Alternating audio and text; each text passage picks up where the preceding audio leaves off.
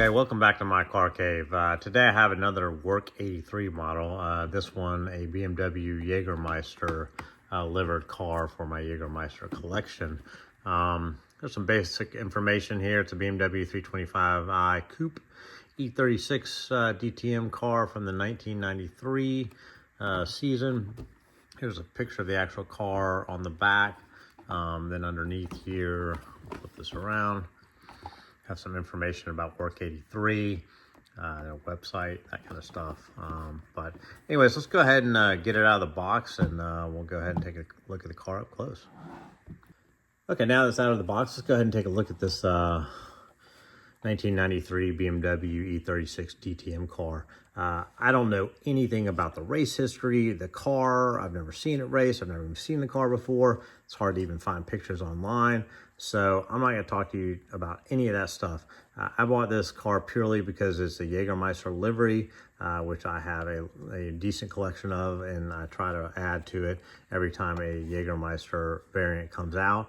And it's a, you know, a two-door version of the E36, which most of the touring cars that I have in my collection are the four-door variety like you have behind me.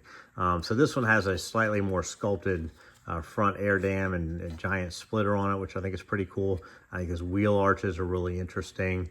They really kind of hug down here, the wheel, and then kind of widen out back here, I guess, to allow it to turn. And then back here, again, they hug the wheel really well, but the wheels protrude pretty heavily from the rear bumper area. So just an overall, so I think it's an interesting looking car on top of just being something I wanted to add to my Jagermeister collection. Underneath the car, it's pretty generic. You know, just kind of a stamped bottom. I mean, the exhaust here doesn't even connect and whatnot, but again, these are kind of affordable models. And so you know, the little I know, Werk 83 in my mind, I've kind of become aware of it in probably the last 18 months. I've purchased a couple models from them, but they've been producing a ton of models. And when I went and looked into them a little bit, what I did discover and kind of have felt like maybe going on is, it looks like the owner of CK Model Cars out of Germany is probably the owner of this company as well. So great for him. I mean, he owns his own diecast retail shop, and you know, he's gotten into, you know, diecast model making. I mean, that's awesome. That's something I wish I had somehow figured out in my career, but you know, it's that I'm just buying them. But he's out there doing it, so he's making the models he wants to make, and I think that's super cool. And he's making a ton of stuff that hadn't been made before, as well as he's making a lot of stuff that has been done before. Again, I feel like, you know, and I find this a compliment, is that if you're familiar with diecast cars and have been collecting for a long time, you're familiar with a company called UT Model Cars. And they were really big in the 90s, and I think they lasted into the early 2000s. And they were a company that were the first one to really provide high quality DTM, British touring cars, and even some Le Mans cars back in the day with opening parts. And they were, you know, fairly priced. They were reasonably priced, actually, lower than, say, an Auto Art or a Mini Champs at the time. And so they produced a lot of stuff. I had a ton of that stuff in my collection. I've, you know, over the years sold some of it, but yeah, I still own a fair amount, including the one behind me. And, you know, I think some of the interesting things on there, they were die-cast. So this is a die-cast model. It has opening parts, so the doors open. And, you know, I think one of the interesting things they do, and this is kind of like an old school way of doing models, is they use a tampo screen print as opposed to a regular decal, from what I can tell. And so, you know, some of these places here and here, you kind of see some of the paint running. So it's kind of a print screen.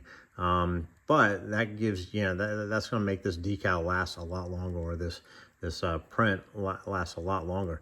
This bottom part is absolutely a decal, but the rest of this looks like, you know, print screen or tampo printing, much the same as the car behind it. And so that's, you know, that's just a higher quality way of doing a model, in my opinion, you know, versus just straight up decals. And so it's interesting. And these are a budget friendly. They're, you know, 85 euros in most cases, sometimes 100 euros. So, you know, under $100, up to $120, depending on, you know, if there's a sale or not.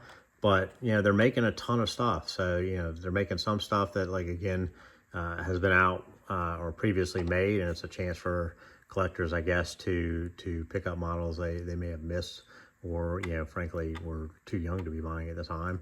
And, you know, it's a chance for you to get a newer variant of a model you may have that's kind of gotten, you know, die-cast rot, or the decals have peeled off or whatnot. So anyways, but yeah, that's kind of what I wanted to talk to you guys about. Again, like I said, this model has opening parts, has this door opening. There's not a whole lot to look at there. And then this door over here opens. It's a little fidgety, so I'm gonna put my finger through there.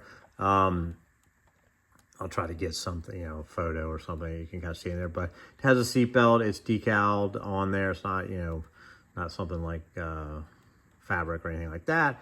There's a decal on the dashboard and some wording for, like, you know, water temperature and oil temperature and that kind of stuff on the gauge. I think the wheels look really nice. Got the Pirelli logo on here. These BBS look wheels are interesting. It's a mold or a variant of the BBS wheel that I don't really have on another model. I got a nice little diffuser and dual exhaust here. These little safety clips here are painted silver. The lights look really great. You don't get like carbon fiber decaling here or that kind of stuff, but you do get some printing here on the radiators and that kind of stuff. And, you know, I always like it. They did the black wash here on the vents and stuff like that, which a lot of models now, they just paint that orange. And, you know, you've heard me say it, I've got to go and add that detail on some of my models. But you can see here, it's a nice glossy paint.